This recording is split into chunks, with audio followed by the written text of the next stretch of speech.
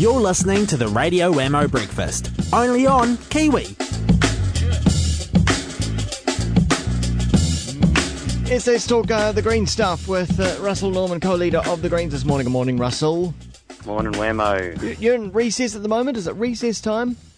No, not recess time. We're all sitting in little parliament, passing law, as you do. You're Prime Minister less at the moment, though, aren't you? He's over in New York. One Prime Minister down while he tries to explain why New Zealand suddenly turned into a climate change renegade. Well, there's been a round of talks just going on just now, and I'm not 100% sure on the guts of it, but the news filtering through is that the two main emitters in the world just haven't really done much, America and China. They haven't really said anything of substance today at all. Well, they've said that, they've made good noises about that they want to do things, but obviously we're, less than 90 days, or we're about 80 days now from the Copenhagen meeting, and there's still not really an agreement about what's going to come out of that meeting.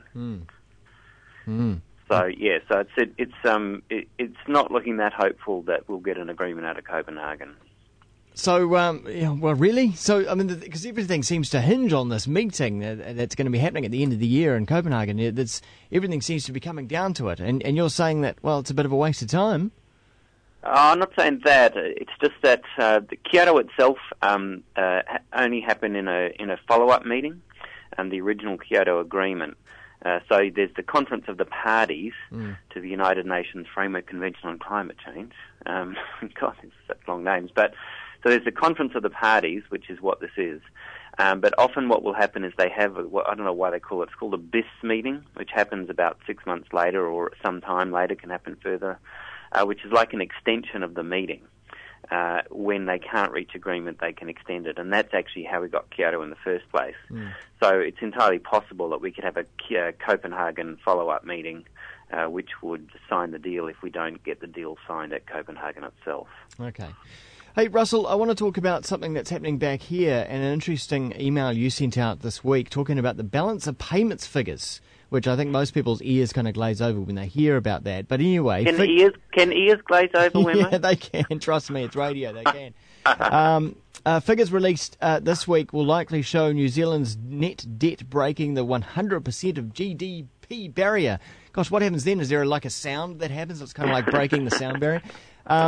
And you're saying that the National Party is dragging its feet on this at the moment with overdue changes to the tax treatment of investment properties. But first of all, I do want to address what does breaking the 100% of GDP barrier actually mean?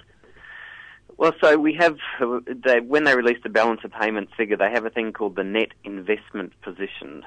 And what that is how much debt do New Zealanders owe versus how much do we own overseas. So all the things we own overseas versus all the debt we have, and what's the balance between the two.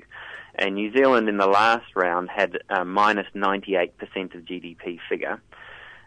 So we owed about 100%, close to 100% of GDP in a net position. Yeah. And so in the latest figures, it's about 95%.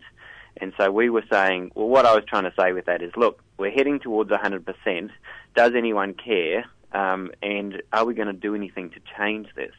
And so the figures came out yesterday, and what the figures showed was that basically the net investment position has improved marginally, but through nothing that we've done particularly, but that we still haven't got off the long-term problem, which is that we have very high indebtedness. We owe people overseas almost our entire GDP. But there are other examples around the world of this, aren't there? Other countries owing more. Yeah, we're the fifth biggest in the OECD in terms as a percentage of GDP, which is, I think probably the only reasonable way to make a comparison, because it's about your ability to service the debt. And so, of course, the worst was Iceland, which people may remember just sunk without trace as their financial system collapsed under the weight of the debt and amongst other things. And there's a few other small countries that are in a similar position to us. But it just means that, we're having to fork out around, it varies depending on who you believe, but maybe $7 billion a year in interest payments. And of course, our trade surplus is less than that. So we're actually borrowing money to pay that $7 billion interest payment. Isn't the big issue here that we don't have enough exporters? We don't have enough entrepreneurs creating businesses that sell some high value goods overseas. It's a combination of importing too much and exporting not enough, because your trade balance depends on both. And it's also a question of how much we choose to borrow from overseas and how much we save. So it's a combination of both of those sides. That it's around the savings versus borrowings, and around our trade position, that is in goods and services. So, yeah, we've run a trade deficit for a long time as we've screwed the tradable sector, and we've also had this huge housing asset bubble where we've kind of speculated in each other's houses and used foreigners' money. We've borrowed money from overseas to do that.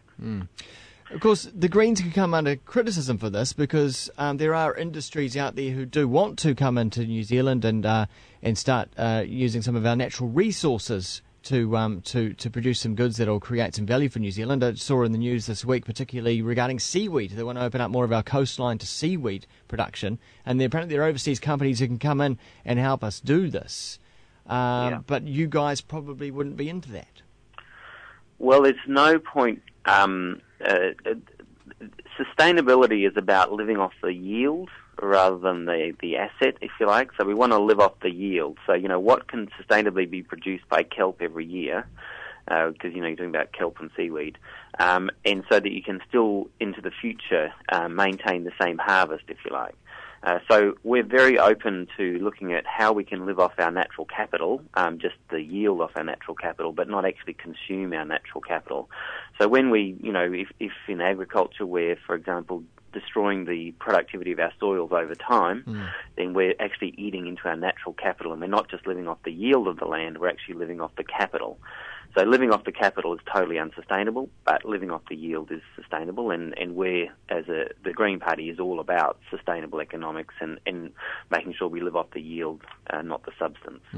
My initial thoughts on particularly on the subject of the seaweed, I was like, well, I guess it sounds like an industry that could, it could burgeon. We could have a crack at it. But as soon as I heard about the fact that there was some other company from, I think it was Japan or Korea or somewhere like that wanted to come in and help us, little alarm bells rang for me, because I was thinking, well, okay, so where are the profits actually going to go if it's an overseas company that's assisting in actually doing this operation? Would you have concerns there as well? I mean, how should we look at this? I mean, should these be wholly 100% New Zealand-owned companies? I think that there's a role for foreign direct investment, which is what you're talking about. Yeah.